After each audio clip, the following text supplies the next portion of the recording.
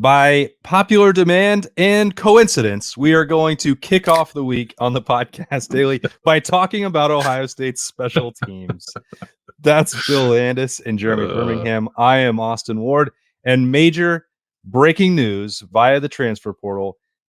Former Buffalo punter and now Ohio State preferred walk-on Anthony Veneri is coming to join the punting battle. Bill, you are our resident punter expert. What do you make of this seismic special teams move? Yeah, I think we all kind of wondered, right, if they were going to add a punter. It was odd. We got asked quite a few questions about it, like in January. Like, what are they going to do at punter? Because we knew that Jesse Mirko was leaving. I think since ended up at Vanderbilt. Is that right? Yep. So like the only punter on the roster who we really knew anything about was Joe McGuire, who's like a preferred walk-on from Australia. Then they added Nick McClarty, who's going to be a freshman this year. Who looks like he's chiseled out of granite, which is always a nice thing for someone.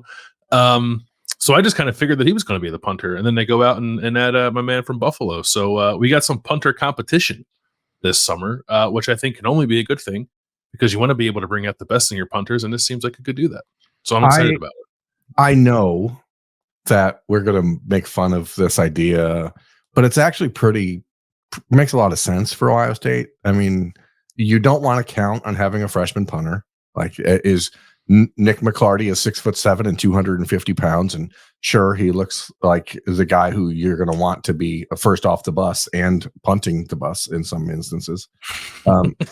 But Anthony Veneri is Buffalo's school record holder in best net average for a punter in a season at over almost 44 yards a punt, which, hey, look at him reading off these stats over here on the side. These are important. He had 12 punts of 50 yards last year, 2 of over 60, 17 down inside of the 20-yard line, and 18 of his punts resulted in fair catches. That's pretty good. And this is a guy who started every game for Buffalo. If you can get him as a preferred walk-on, which is what Ohio State is bringing him in as, you're not wasting a scholarship. You're getting a punter who's actually punted in college football, and you're adding some competition. So I actually quite love it.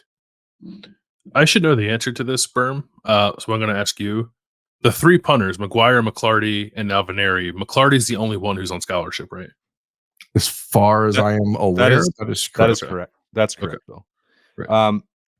This guy out punted Jesse Mirko a year ago. So from that perspective, he is already essentially an upgrade for Ohio State. So he's done it. He's played at the college football level. So yeah, I am making fun of it a little bit because it's a walk-on punter in the transfer portal, but it's, as you said, Berm, I think it is a nice, helpful move, and it never hurts, especially if this guy wants to move up and he's willing to do so without taking a scholarship. Hey, no harm, no foul. I think that's a good deal. Yeah, he actually joined Buffalo as a walk-on out of high school, and was a PFWAA or whatever the hell that acronym is. That'll be the Pro Football Writers Association of America. Yeah, he was an All-American as a freshman All-American. Slightly different thing, but take that, strike it, reverse it. I think you add a good player. He's obviously not afraid to compete. He walked on already once, and now he's doing it again. Is there anything else in his bio that you're reading over there that you want to drop on us? No, I mean, I'm interested. He actually played linebacker and running back in high school. In Canada, in Hamilton, Ontario. A Canadian left wing against 2 Australians. What a battle. He's probably a big Tiger Cat fan in Hamilton, which is awesome. Oh, yeah. I played basketball against a guy who played for the Hamilton Tiger Cats, and he dunked on me. That was fun. He got you. Zapped him. Well, what about the fact that it's a non-Australian punter? I mean, do Canadian punters have their own style of kick? And are we going to learn something about how different nationalities kick oblong-shaped balls differently? I guess we will. Yeah. He's not here yet. So, we're going to have to wait. And then Bill will be scouting that, I think, intently on the first day of practice and training camp in August. Berm, you wanted to talk about the special teams as a whole. What do you make of breaking up the duties and responsibilities for the coaching staff, as opposed to what Parker Fleming did for the last couple of years. That approach seemed like it wasn't really working. So maybe this fresh start is the right way forward. I think it's the best way to do it. I mean, I applaud Ryan Day for looking into finding a way to do things differently than he was used to. Obviously, it's the way that Jim Tressel used to handle things, and he took that obviously into consideration. But the reality is Ohio State has essentially a special teams coach in Rob Keyes, who is a former Findlay head coach, and he's really, really good at it. And so if you have him focusing on special teams, this is how it should have been done for the last, 4 years probably, where you have one guy who's a special teams analyst or a special teams, quality control, however you want to call it.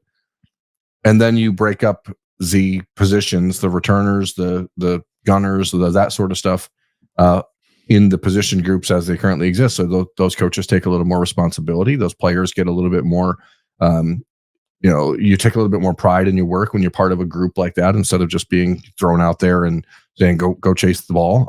I think it's the right approach. And Rob Keyes is really good at his job. You're just saying that because he coached in Northwest Ohio. I might be, but he was, pretty good. Are you reading his bio over there too now? What's going on? I'm just verifying where he's from. So is he from Hamilton, Ontario? He's not. He went to Indiana State. But just worse. No, I'm sorry. West Virginia is his alma mater, and then also spent time coaching at Indiana State, Slippery Rock, and University of New Hampshire. Well, of course, there had to be some tie to New Hampshire.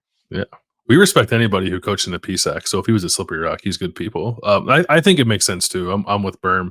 I also liked what Ryan Day said. I can't remember if we actually discussed it. I think Doug and I did, but he said he consulted Jim Tressel a little bit on the perfect way to go about kind of structuring your special teams operations. And one of the biggest takeaways from that is by empowering position coaches to be the people who are teaching the on-field special teams. I think you get more buy-in from the players because they're more prone to want to impress their position coach than they are a special teams coordinator who doesn't have a tie to any designated position, which I think is sound logic. And also this is the way that most teams do it. So I think it makes sense. I don't know, I guess ask us during the season if and when Ohio State special teams still look like they're a little bit out of sorts. But I think the way they've broken it down responsibility wise for the coaches, and also adding on top of that, Ryan Day, I think having his hands in it more and not having to just totally delegate that part of the game, I think that will yield better results. A little bit out of sorts has got to be the most polite way that you can talk about Ohio State's dumpster fire special teams last year in the last 2 years. Just trying to be nice. You and that optimistic Berm over there. I'm confused I was looking at Anthony Vaneri's stats on ESPN.com, and it says punts inside of the 20. It says only 3 last year, and I don't believe that. But it also says that Jesse Mirko only had 3, and I don't believe that either. So I don't know. Why are you going to ESPN.com to get stats? I don't know. I figured that it would be better than Buffalo's, the Bulls website. The official stats? You thought ESPN would be better than that? Well, I wanted to find one consistent stat accumulator to compare Jesse Mirko to Anthony Vaneri, and now I'm just more confused than ever. Well, the stat I was using was average net punt, which he was top 30 in the country in that, and he was ahead of Jesse Mirko. So yes, that was what I was. And they both had, and he only had 3 more punts than Mirko last year, which is actually insane if you consider that the Ohio State punter punted it 50 times a year ago, and Buffalo's punter only punted it 53. Well, they're a dynamic program. What I find fascinating about the special teams is how there doesn't seem to be any pecking order or depth chart or definitive starting jobs locked down outside of, I guess, Jaden Fielding. There's going to be a punting battle. We all, I think, probably have different ideas for who should be returning kicks and punts. This thing's pretty wide open. Now, you don't have to do that in spring, but when we're talking about these groups, we don't really know what that's going to look like. We don't know who's going to be handling all those roles, again, outside of probably place kicker. Do we know John Ferelman going to be long snapping, right? Well, I guess that's I guess that Yeah. counts too. Yeah. I actually wonder. Also, go ahead. So go ahead.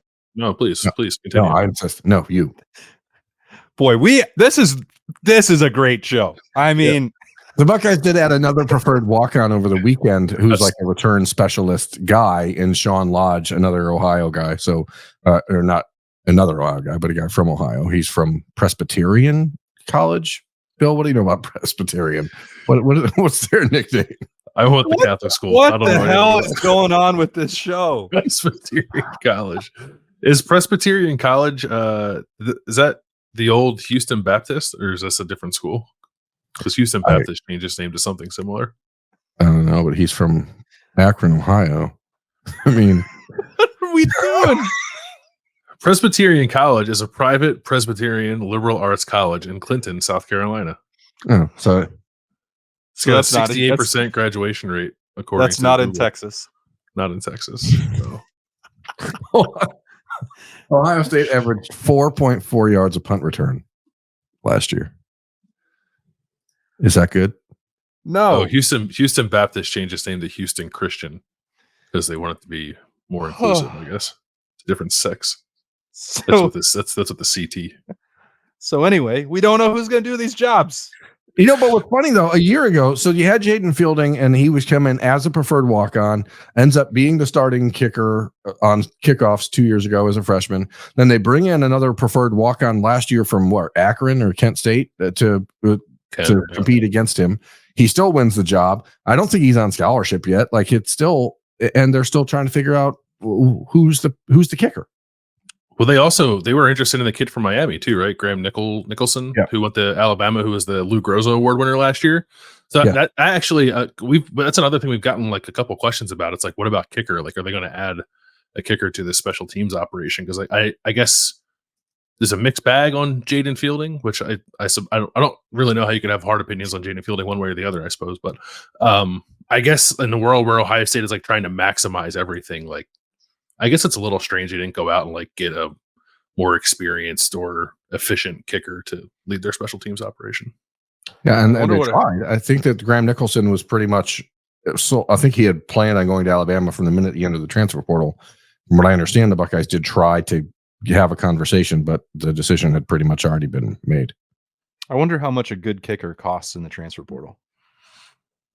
How much are cleats? Slightly more than that. I mean, Jaden Fielding was 16 to 20 a year ago.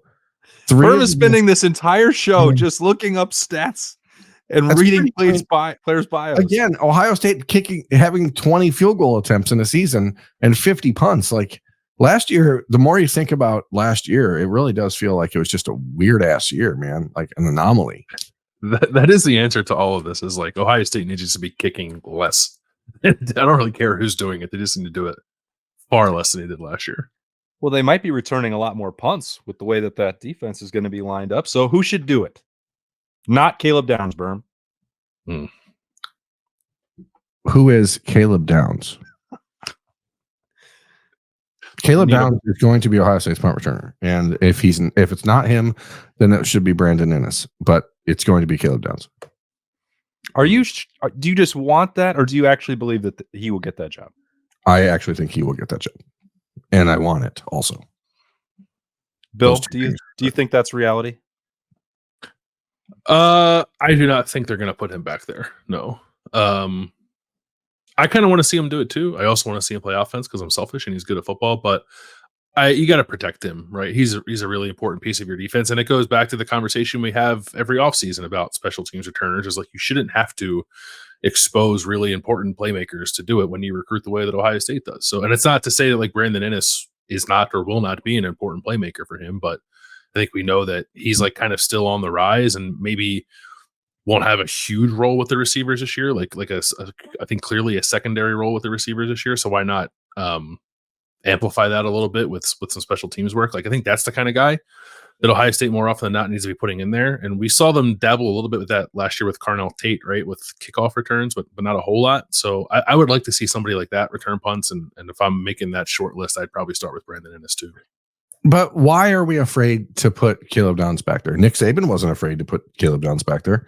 Why should Ohio State be more careful with him than Nick Saban was? Because they can afford to be. Because they have Brandon Ennis. Alabama didn't really have the same quality of wide receiver talent that at its disposal. Like they had to maybe get more creative. It's also truth that I think he only returned like 5 punts last year. So, but I want to see. I don't think he was put in harm's way very often once he proved that he was an all-American safety. But he housed 20% of the punts that he returned. So it's a pretty good ratio. 60% of the time it works all the time. I feel like Ohio State's going to wind up with the status quo and just put a healthy Emeka Egbuka back there again. Like, oh my God, Becky. Is he going to stand deep enough to catch the ball? Well, maybe the new coaching alignment can fix some of those issues that made it almost impossible for anyone to return punts well because they were consistently lined up in the wrong spot. If you're going to put Emeka Egbuka back there, you may as well just put Jaden Ballard back there because you're going to get the same sort of shenanigans, but at least you have the opportunity to maybe like bust one. You think Jaden Ballard is more likely to bust a punt return than Emeka Egbuka? Yeah, I do. He's faster. Caleb Downs only returned 4 punts last year.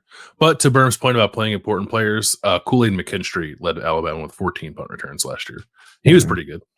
So just put your best athletes out there and let them do what they do best. But that's the way I see it. Okay. And that's not Caleb Downs. Then so who's returning kicks? Does it matter? I think Lorenzo Styles is going to do that. Oh, that's interesting. He was doing it a little bit in spring, right before he got hurt. He was working with the punt returners and the kickoff returners, and I had my idea. I talked about this with both of you. I think like it would be in Ohio State's best interest, in my opinion, to find someone who is not Caleb Downs or Emeka Egbuka or Brandon Ennis, who are important to the offensive defense, and let someone specialize in the return game. And I asked Lorenzo about that during camp, and he said, well, I don't think that he didn't think he was going to be returning punts. He did think that he was going to get the kickoff return job and that he could be very good at it. Now, is that right? Is that a tipping the hand? Is that definitely decided? I don't know. But he seemed more intrigued and focused on that job than punt return. I would be okay with him doing both of them and because I don't think that the number of snaps for him defensively is going to be all that large with what they have in the secondary around him. Letting him use that athleticism and the size and strength and speed that we've seen and that he deployed when he was a wide receiver at Notre Dame, I'm intrigued by that. I think that would be a good option and allow somebody to just practice and get really good at being a returner. Like, I don't see a downside to it. I like it. Side to it. A Downs side to it. Come on. Berm, I mean, I guess it stands to reason that a guy who can play receiver and defensive back at the Power 5 level is a good athlete, but like, how is Lorenzo regarded coming out of high school in terms of like explosivity, like with the ball in his hands kind of deal? Straight line speed, very good. He's not a guy that like has a lot of wiggle to him. So, I mean, that's why there's a difference between returning punts and returning kicks, and it's that wiggle factor. I love the idea of having Lorenzo as the kick returner, not in my mind as the punt returner for that very reason. But that's an important distinction. Yeah. I don't get to make these rules. What'd you guys do for Mother's Day? The Ward family went up to Powell and did Nocterra Brewing and walked around with the Dora cups and went to the playground. It was a lovely Sunday afternoon. Oh, that sounds nice. I spent a large chunk of my day watching the 1994 Michigan-Colorado game for a project that we're working on for Kings of the North. So that was fun. And then we went to dinner at a classy joint called Culver's. That was the Cordell Stewart Hail Mary, right? Yeah. That was unbelievable. That's one of my favorite. It's pretty sweet. I'd never seen that game before because I was like 5 when it happened. So it's pretty awesome. Anyway, we're doing like a rewatch thing. What's that? Did you guys see the Northern Lights on Friday or Saturday? I did. Yeah. Yes, Friday. Sir. They were delightful. That's pretty cool. Tell us about the play that you went to on Sunday. No, I want to first shout out my guy Mark Davis, who apparently is a watcher / listener, who found me going into the bathroom at the Croswell Theater in Adrian, Michigan, and said, "Hey, are you Jeremy Birmingham?" And I said, "Yes." And then he shook my hand, and his hand was still wet. I assume from washing it, but I would probably. We went to see Escape. It's funny how popular our berm. Sorry, on Saturday night we were at SIP, and another loyal watcher / listener was like, "Hey, I really appreciate the show. I don't miss any of them. Austin, you're great. But where's Berm? Is he around here?" And I'm like, "Yeah, no, he's not. I'm here. Do you want to talk to me?" He doesn't live here. We went to see Escape from Margaritaville. It was weird. It's like all Jimmy Buffett music, but it's all like rearranged and sung in like the way that people sing in classical plays and stuff. And so like, I don't know that I really vibed with it because like Jimmy Buffett is not a great singer. He was an incredible showman and an entertainer, but as far as his voice goes, he's not like got that crystal quality you want in a singing voice. Whereas these kids who are doing this play, not kids, I mean, they're young adults. The guy that was the lead was probably in his 30s. I don't know. But they had a great. Look it up. He had a Get those bios going over there. But it was like, what was his punting average last year? I don't know. I think he probably should have punted on a few of the song choices. That's all.